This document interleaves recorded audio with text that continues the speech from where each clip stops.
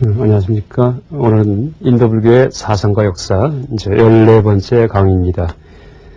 지난 시간까지, 이제 공간론에 대해서, 그러니까 생명체가 사는 현장에 대해서, 그러니까 비단 우리가 살고 있는 지구만이 아니고, 온 우주에 이제 생명이 살고 있다라는 얘기를 얼핏 지난 시간 마지막에 드렸는데, 그런 생명체가 사는 현장에 대해서 이 3개설 설명을 통해서 이제 말씀을 드렸습니다. 근데 이런 3개는 지난 시간 마지막에 얘기 드렸듯이 우리가 살고 있는 지구상에 한 군데만 있는 게 아니고 이 밤하늘에 보는 별 하나하나마다 다 3개를 갖추고 있습니다. 3개를. 물론 이제 그중에 무색 개는 장소가 없기 때문에 이제 욕계, 색계에 2개가 별 하나하나마다 다 이제 붙어 있다라고 얘기할 수 있습니다. 그래서 물론 요새 우주에 생명이 사는지 안 사는지 뭐 화성에 생명이 있는지 없는지 이런 연구를 과학자들이 많이 하고 있죠. 근데 불교에서는 부처님께서는 비단 지구만이 아니고 온 우주에 생명이 깔려 있다라고 얘기하십니다. 우리가 중생무변서원도 그러니까 사홍서원 얘기할 때 한없는 중생을 다 구하겠다 할 경우에 그때 그 중생은 지구상에 사는 중생만이 아니고 온 우주에 깔려 있는 모든 중생을 다 얘기하죠. 그래서 그리고 도대체 이 사람이 어떻게 이 지구상에 이제 생겨났을까라는 의문도 다 무의미한 의문입니다. 왜냐하면은 지금부터 수천억 년 전에도 제가 이렇게 강의하듯이 이런 식의 현장이 어디가 있었고요. 또 앞으로 수백억 년, 수천억 년 후에도 이렇게 강의하는 사람들이 있을 거고요. 또 지금 이 지구상 말고 저 별나라 저 먼 곳에도 다 이렇게 지금 우리처럼 밥을 먹고 떠들고 하는 그런 생명체들이 살고 있다라고 보는 것이 이 불교의 우주관입니다. 그래서 우리가 지구가 둥글다는 그런 사실을 몰랐을 때, 그때는 바다 끝까지 멀리 나가면은 마치 폭포처럼 낭떠러지가 돼서 다 떨어져 죽는 줄 알았죠. 근데 알고 보니까 지구가 둥글죠. 그래서 나중에 우리 이런 지역 말고, 이런 아시아 지역 말고, 다른 지역에 사는 사람들도 만나게 되고, 지금은 온 지구가 한 가족이 되었다. 지구인들이 이렇게 얘기를 하죠. 이와 마찬가지로, 지금은 우리가 옛날 우리 착각했듯이, 지구상에만 뭐 사람이 있고 생명이 있는 줄 알고 있고, 이 외계, 바깥 세계에는 생명이 없을 것이다. 궁금해하지만은, 실제 이 이치로 본다면은, 당연히 온 우주에 생명이 깔려 있죠. 왜냐하면은, 이 지구는 이제 실제 탄생할 때, 그냥 뜨거운 흙덩어리였다가 그게 식어가면서 물이 있고 공기가 생기면서 거기에 생명이 마치 곰팡이가 피듯이 달라붙은 거죠, 우리가. 그러니까 사람들이 이제 살아가는 거죠. 그렇듯이, 이 지구도 생명이 없던데 이렇게 곰팡이처럼 생명이 피어났다면은 온 우주의 어떤 장소라고 하더라도 조건만 맞으면은 이제 우리가 사는 이런 수미산의 세계 지구처럼 생명이 이제 존재할 수 있다라고 얘기할 수 있습니다. 오늘 시간에는 이제 지난 시간과 좀 달리 우주의 시간적인 변화에 대해서 말씀드리겠습니다. 지난 시간까지는 이제 공간적 위치, 그러니까 도대체 생명체가 사는 현장에 어떤 것이 있고, 그 다음에 이제 의미는 무엇인지에 대해서 얘기를 했는데, 이번 시간에는 이 공간적인 위치에 대해서, 이어서 이 우주의 시간적인 변화에 대해 이제 설명드리겠습니다. 이제 불교에서는 일단 삼법인이라고 해서, 전인 가르침의 근본으로 이 재행무상, 그러니까 모든 지어진 것은 다 변한다. 제법무와 모든 존재는 다 실체가 없다. 그 다음에 열반적정해도 되고요. 이제 그런 사실을 다 체득할 경우에는 마음이 편안해지죠. 아니면 일체계고해서 사법인이라고 얘기를 하기도 하고요. 모든 게 다 고통이다.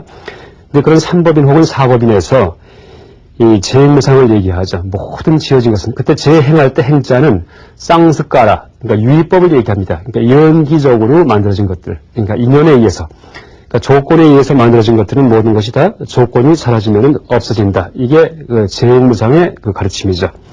그렇듯이 모든 것이 다 무상하다 얘기를 하는데 이 우주도 마찬가지로 무상하죠. 사람도 무상하고요. 그래서 그 표현을 일단 재행무상을 일반 사물일 경우에는 생주이멸한다 이렇게 얘기를 합니다. 생주이멸. 생겼다가 머물다가 변화했다가 멸, 사라진다. 그렇죠. 여기 있는 이 꽃도 마찬가지고요. 아니면 칠판도 마찬가지고 언젠가는 낡아서 다 없어지겠죠. 그 다음에 사람, 생명체일 경우에는 생로병사한다 라고 얘기를 합니다. 생로병사. 사람만이 아니고 짐승이건, 그건 천신도 마찬가지입니다. 천신도. 하늘나라에 태어난 천신도 나중에 자기 복이, 자기가 착하게 살았던 그 복이 닿으면은 나중에 하늘나라에서 늙어서 죽습니다. 그러면 하늘나라에서 다시 또 인간계든지, 아니면 축생, 아니면 악이, 아니면 지옥으로 다시 떨어집니다. 그래서 이 생명체는 생로병사하고, 이것은 뭐 짐승도 그렇고, 벌레도 마찬가지고, 다 그렇죠. 그 다음에 이 우주에 대해서는 성주괴공한다라고 얘기를 합니다. 성주괴공, 성립했다가 주, 머물렀다가 괴, 파괴돼서 텅 빈다라고 얘기를 합니다.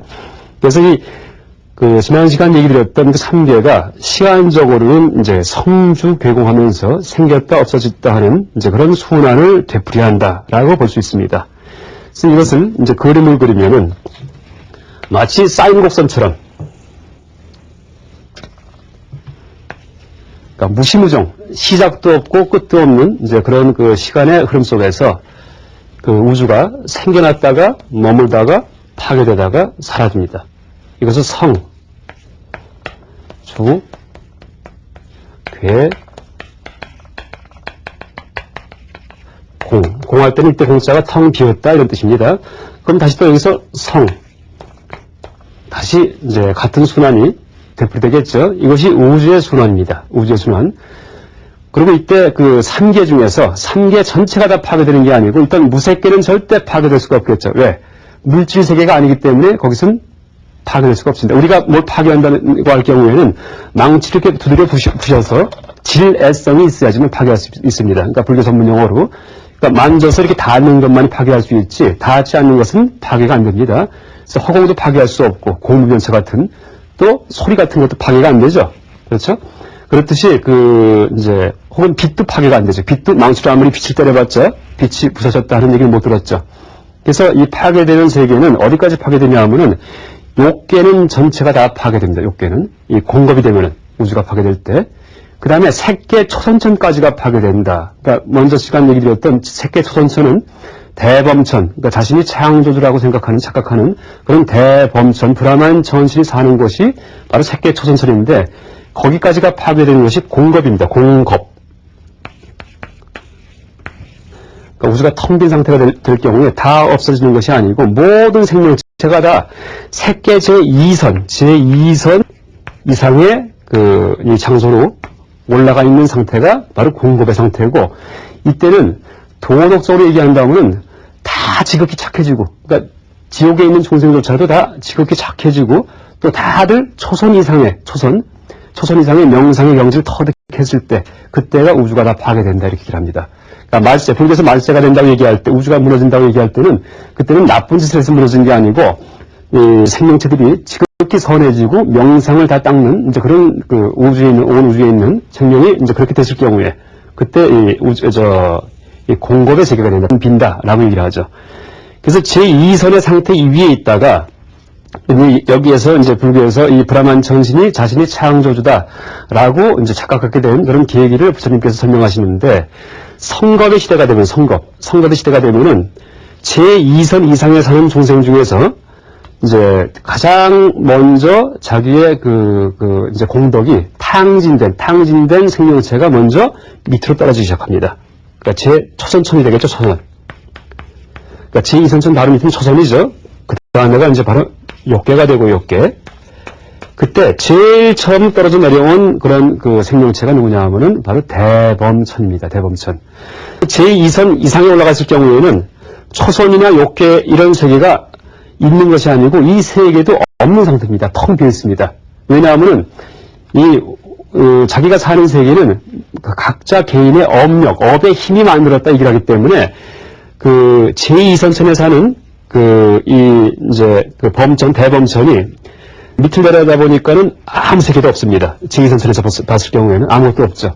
그러다가 이 본인의 공덕이 다 해갖고 착한 일 했던 게 다 소진돼가지고 초선천에 떨어졌을 때 그때 동시에 초선의 세계가 같이 발생합니다. 같이. 그러니까 긴 것 짧은 것 같이 발생하듯이 업에 맞춰서 자기 남아있는 업에 맞춰갖고 과거의 세계가 같이 나타나는 거죠. 그러니까 이 대범천이 아이고 이 세계는 내가 만들었구나 하고 착각을 하게 되었다라고 얘기를 합니다. 그러면서 제2선천에서 두 번째, 세 번째 이제 떨어져 내려온 일단 이제 이 세계를 만들어 놓고 나니까 그 제2, 제3의 생명체들이 이 초전천의 그 이제 세계에 태어나겠죠. 이러면서 내려와 보니까는 아이고 어떤 사람이 있는데 어떤 이제 존재가 있는데 이제 그 가장 먼저 와서 자기들은 두 번째, 세 번째 왔고 그러니까 저분이 바로 이 세상을 만든 분이구나 하고 생각하고서 그분을 이제 창조신으로 섬기기 시작을 했다라고 이제 불경에서 이제 부처님께서 말씀하십니다. 그래서 이 경에서는 이제 그 저런 이 대범천의 그런 그 얘기를 이 대망어죄를 짓는 것이다. 큰 거짓말을 하는 것이다. 라고 얘기를 하면서 부처님께서 이 세계는 그 어떤 짓는 사람, 그러니까 이제 세계를 만드는 작자가 있는 것이 아니고 각 중생의 업력, 업의 힘에 의해서 세상이 형성되는 것이다. 라고 얘기를 합니다. 그래서 이제 우리가 또 이제 이 얘기를 빗대서 하나 더 드린다면은 우리가 죽을 경우에 여러분 이제 죽을 경우에 이 세상은 그대로 있고 이제 나만 그 죽는지 알고 있죠, 대개는. 근데 불기치로 본다면은 세계에서 내가 죽는 그 순간은 이 온 우주가 파괴되는 순간입니다. 그러니까 나만 죽는 것이 아니고 나에 대해서 온 우주가 다 탁 꺼져나갑니다. 그렇죠? 그 다음에 다시 나의 남아있는 업에 의해 갖고 그 다음에 이제 거기 맞는 세상이 다시 나타나게 되겠죠. 그래서 이 세상을 누가 만들었는 경우에 불교에서는 우리의 각자의 마음이 만들었고 그 마음은 마음속에 있는 업력, 업의 힘이 이 눈에 보이는 분별의 세계를 다 만든 것이다. 라고 이제 얘기를 하죠. 그래서 이제 이 기세관이 지금 얘기 드렸듯이 이제 이렇게 성주, 괴공, 그러니까 이룩됐다가는 머물다가는 파괴되다가는 텅 비는 이런 과정을 거쳐서 이제 생겼다 없어졌다 한다는 말씀드렸는데 이것이 한 번만 있게 되는 것이 아니고 이것도 무한히 수없이 되풀이됩니다. 그러니까 앞으로도 계속 이 우주는 파괴됐다가 생겼다가 이제 다시 파괴됐다 생겼다는 그런 과정을 이제 되풀이하죠. 그렇게 얘기를 하죠. 근데 이 기간이 이제 얼마가 걸리냐 하면은 이 총 한 번 생겼다 없어지는데 80겁이 걸린다. 라고 얘기합니다. 80겁. 이것을 80대겁이다. 대겁. 80겁을 대겁이라고 얘기합니다. 대겁. 그 다음에 이륙되는 데는 약 20겁이 걸린다. 20겁. 머무는 것도 20겁이고요. 그 다음에 파괴되는 것도 20겁, 텅 빈 상태가 20겁이 지속됩니다. 그래서 이 20겁을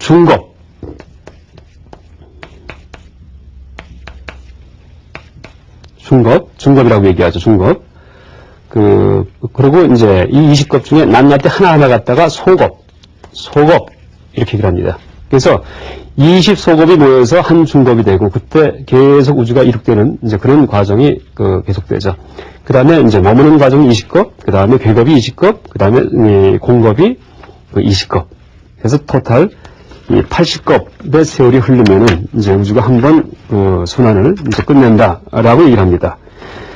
그래서 그럼 이런 과정 중에서 이 생명체는 도대체 어떤 모습을 띠고 있는지에 대해서도 이제 경에서 다 말씀하시는데 이 겁초니까 이때입니다. 이때가 태초라고 해서 그전에는 아무것도 없었고 이때 처음 시작이 아니고 그전에는 공겁이었죠. 공겁. 텅 빈 상태였다가 다시 우주가 생성을 시작할 때 그때 겁초에는 모든 유정의 신체가 생명체의 신체가 원만해요. 아주 잘생기고 방광 이제 몸에 이제 빛을 내고 있죠. 그 다음에 비상 하늘 날아다니고 장수한다는 얘기죠. 왜냐하면 아까 얘기했듯이 공급의 상태에서는 모든 생명체가 다 제2선 이상에 살고 있을 때예요.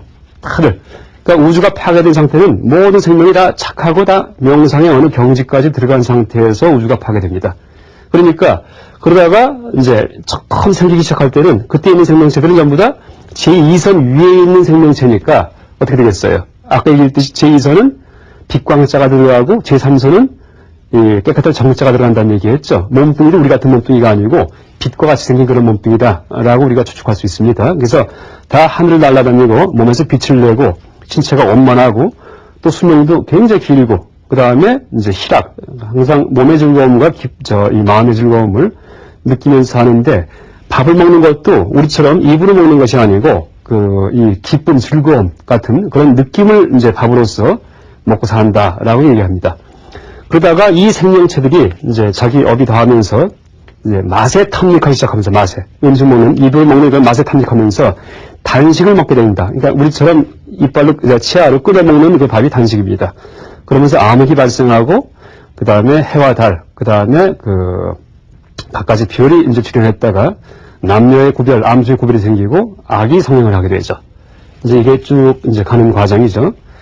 그러다가 나중에 이 삼재 판론할 때 세 가지 재난이 닥치면은, 세 가지 재난은 도병, 그러니까 전쟁이 일어나고 질병이 창궐하고 기근, 이제 굶주림인 그런 기근이 이제 생겼을 때, 그때 나중에 사람 수명도 이제 어떻게 된다는 얘기를 하냐면은 사람 평균 수명이 10살이 된다는 얘기입니다. 10살. 그러니까 10살이면 늙어 죽는 거죠. 그때가 되면은 이제 다시 이제 파괴되기 시작해갖고 다시 우주가 이제 파괴되기 시작한다라고 얘기를 합니다. 그래서 이제 일단 성겁은 20겁이라는 얘기를 했는데, 이것을 이제 계산한다면은 1소겁이 이제 숫자를 쓴다면은, 요새 단위로 이제 환산하는 게 좀 무의미하긴 하지만은 제가 1598만 년이 이제 1소겁이죠. 1598만 년. 그래서 이게 20이 합해지면 곱하기 20하고는 1중겁이 되고요. 그 다음에 20겁이 또 4개가 있으면은 이제 1대겁이 되는데, 1대겁을 요새 이 숫자 단위로 이제 환산하면은 이제 12억 7,940만 년이 됩니다. 그러니까 12억 7,940만 년. 그래서 12억 7,940만 년 정도 지나면은 우주가 한 번의 순환을 이제 되풀이한다 라고 얘기를 하죠. 그래서 나중에 다시 이제 궤겁이 될 때는 이제 이 생명체들이 점점 착해지기 시작할 때가 이제 궤겁의 시작인데, 제일 처음에 텅 비기 시작하는 것이 제일 밑에 있는 지옥부터가 이제 텅 빈다는 얘기를 합니다. 지옥의 세계가 텅 비고, 그 다음에 아기가 비고, 축생계가 비고, 인간계가 비면서 이제 점점 나중에는 이 새끼의 초선천까지 비면서 모든 생명이 다시 이제 제2선 이상에 올라가 살게 되면서 이제 공급의 세계가 이루어진다라고 얘기를 하죠. 그래서 이 불교에서는 이렇게 이제 우주에 대해서 뭐 아무 얘기도 하지 않았다, 아니면은 우주가 어떻게 생겼는지, 아니면 언제 생겨났는지에 대해서 답을 하지 않았다라고 이제 흔히 해석하는 경우도 있는데, 이 초기경전을 보면은 틀림없이 우주가 어떻게 생겼다, 그 다음에 어떻게 생겨났다가 이제 언제 사라질 것이다, 그랬다가 또 어떤 과정을 거쳐서 이제 생겨난다는 얘기가 아주 명확하게 나와 있습니다. 그래서 이제 이런 설명을 요새 현대 과학에 빗대서 제가 좀 설명드린다면은, 현대 과학에서는 우주의 끝이 있냐 없냐 얘기할 경우에 우주는 한계, 크기는 있지만 끝은 없다 이렇게 얘기를 합니다. 이제 무슨 의미냐 하면은 아인슈타인 우주론에서 우리가 이제 우주의 끝을 발견하기 위해서 여기서 로켓을 쐈을 경우에, 그러니까 로켓을 하늘 끝으로 이제 쐈을 경우에 나중에 세월이 흘러서 이제 무한한 세월이 흐르면은 그때 그 로켓가 다시 지구 반대편에서 돌아온다라고 얘기하는 것이 바로 아인슈타인의 우주론입니다. 그래서 우주는 한 바퀴 도는데 걸리는 시간은 있지만, 그러니까 이제 크기는 있는 거죠. 있지만은 어떤 아무리 가도 벽은 나타나지 않는다라고 얘기를 하죠. 벽은 나타나지 않는다.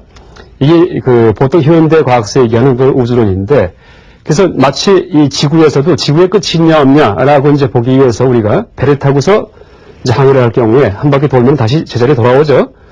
이럴 경우에는 지구는 2차원적인 공이죠. 경도와 위도 두 개의 좌표로 이루어진 그런 공이기 때문에 그 표면에서는 계속 갈 경우에 다시 이제 돌아온다는 그런 사실을 우리가 명확히 알 수 있는데, 이 우주는 3차원적인 공이다 이렇게 얘기를 하죠. 그러니까 우리 인식에는 파악이 안 됩니다. 우리는 바로 3차원 세계 속에 살고 있기 때문에 바깥에 나와서 이제 우주를 바라볼 경우는 공으로 보이겠지만은 하나의 천이 더 높은 곳에서, 그래서 우리가 볼 경우에는 우리가 느낄 때는 우주의 이 공의 모습이 보이지는 않지만은 수학적으로 계산이 돼서 어쨌든 지구를 한 바퀴 돌듯이 우주도 곧장 가면은 다시 한 바퀴 돌아온다는 이제 그런 얘기를 하죠. 그래서 우주의 공이 최초에 이제 하나의 응축된 덩어리였다가 빅뱅에 의해서 지금 계속 팽창을 하고 있다. 이게 이제 빅뱅 이론이죠. 물론 물리학 얘기이기 때문에 이제 그것이 사실 불교에 빗대본다면은 맞는지 틀리는지 이것은 확정할 수 없지만은 지금 현대 물리학서 우주론도 두 가지가 있습니다. 하나가 빅뱅 이론이고 하나가 이제 맥동설인데, 빅뱅은 우주가 태초에 없던 곳에서 폭발해서 지금 이 상태로 왔다는 것이 빅뱅이고요. 맥동설은 지금 우주가 팽창하고 있는데 팽창하다가 나중에 다시 또 어느 시기가 되면 수축한다는 얘기입니다. 그랬다가 어느 시기가 되면 다시 팽창하고요. 그래서 이렇게 무한하게 팽창과 수축을 되풀이한다가 맥동설인데 지금 현대 과학자들은 대개 맥동설이 아니고 빅뱅 이런 거 갖다가 올바른 이 우주론이다라고 생각을 하고 있죠. 근데 이제 불교 입장에서 본다면은 빅뱅이 아니고 아까 얘기했듯이 이 쌓인 곡선처럼 그 성주개공하는 그런 순환에 의해서 우주가 생성 파괴되는 맥동설이 더 그 올바른 우주론이 아닐까라고 봅니다. 그리고 우주의 끝의 문제도 이제 우리는 보통 이런 눈에 보이는 그 넓은 우주 속에 내가 살고 있다라고 생각을 하는데 부처님께서는 그 문제에 대해서 어떻게 답을 하시냐 하면은 우주는 끝이 있고 없는 것이 아니다라고 얘기를 합니다. 그럼 이 우주는 세간은 어떻게 생겼냐 하면은 촉에 의해서 발생했다라고 얘기를 합니다. 말씀하십니다. 촉.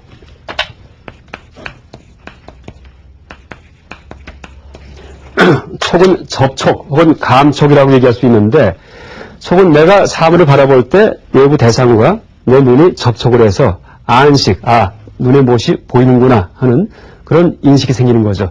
또 혀에 맛있는 음식이 닿을 경우에 접촉될 경우에 이거 어떤 맛이 나는구나 하고서 어떻게 됩니까? 설식 혀의 의식이 생기는 거죠. 그렇듯이 그 촉이 감관과 대상의 접촉을 촉이다 얘기를 하는데 이 눈에 보이는 우주는 원래 이 우주가 있으면서 언제 생겼다가 없어지는 것이 아니고 언제 발생했냐 하면 내가 눈을 뜨는 순간에 발생합니다. 우리가 눈을 뜨는 순간 그때 발생했다가 눈을 감는 순간에 눈에 보이는 우주는 없어진다. 이것이 불교의 답입니다. 그래서 이것만이 아니라 이제 우리가 눈을 뜨는 순간에 그러니까 이 시각 세계에 나타난 이 우주 말고 객관적인 우주는 없다라고 얘기를 하는 것이 불교의 그 뭐 18개설 혹은 12처설 같은 것입니다. 그래서 비유한다면은 우리가 우리가 살고 있는 현장이라고 생각하는 이 우주는 실제는 객관적인 어떤 그 삶의 공간이 아니고 눈에 보이는 안식계일 뿐입니다. 안식계. 그래서 안식계일 경우에는 어떻게 됩니까?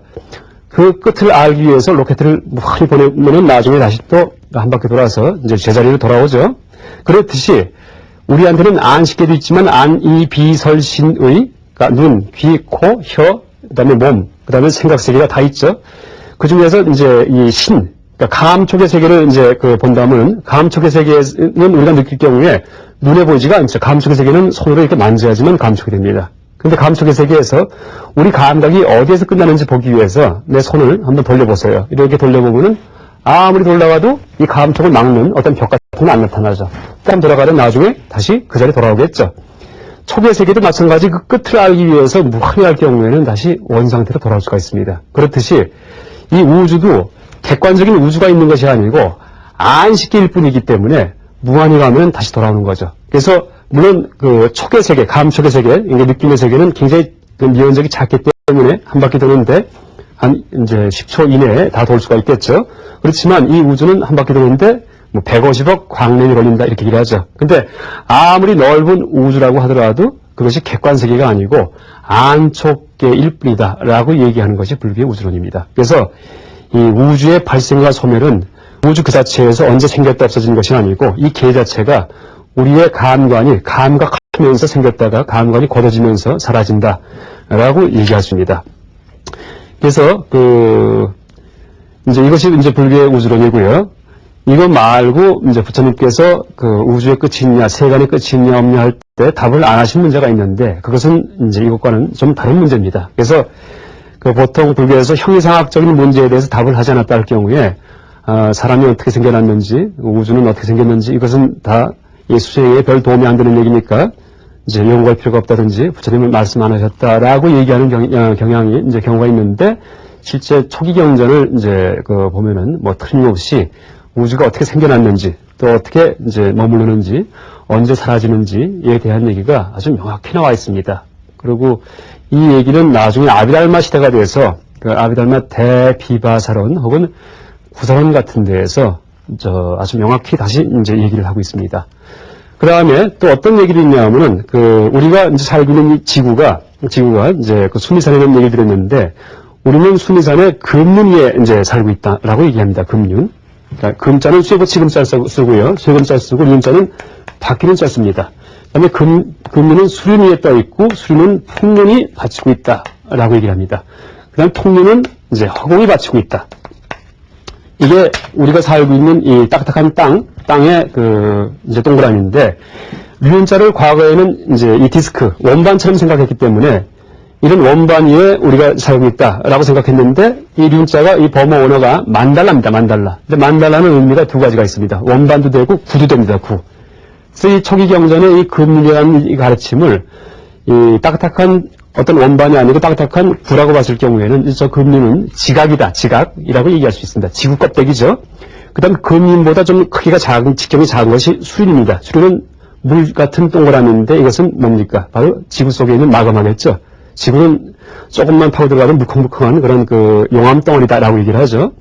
그 다음에 수륜은 풍륜이 받친다라고 얘기를 하는데, 풍륜은 두께는 어느 정도 되지만 수륜보다 좀 큽니다. 그런데 넓이는 무한하다 이렇게 얘기를 합니다. 이게 뭐겠습니까? 풍류는 물론 이제 제가 추측하는 거지만 풍자는 인도에서 보통 움직임을 얘기합니다. 움직이는 동그라미죠. 그러니까 움직이는 동그라미가 수륜을 받친다, 지구를 받친다. 그 얘기는 지구의 공전궤도를 의미한다고 보면 딱 맞을 것 같습니다. 그리고 이 풍류는 또 어떤 존재가 받치는 것이 아니고 허공 위에 떠 있다 이렇게 얘기를 하죠. 진짜 이런 설명을 봤을 경우에 이 초기 불교의 우주론은 아주 현대 과학의 천문학에서 얘기하는 그 우주론과 아주 흡사한 우주론을 갖고 있었다라고 얘기할 수 있습니다. 이상 오늘 강의 마치겠습니다. 감사합니다.